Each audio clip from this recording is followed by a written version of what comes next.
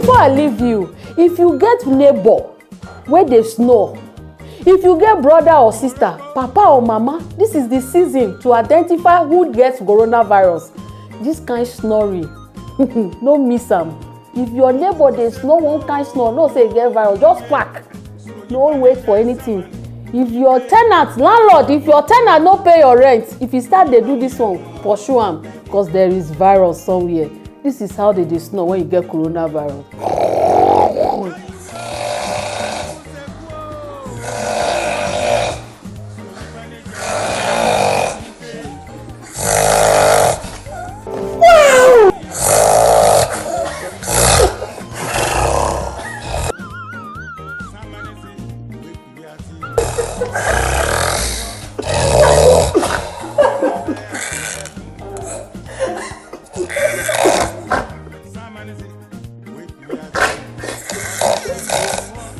My mom.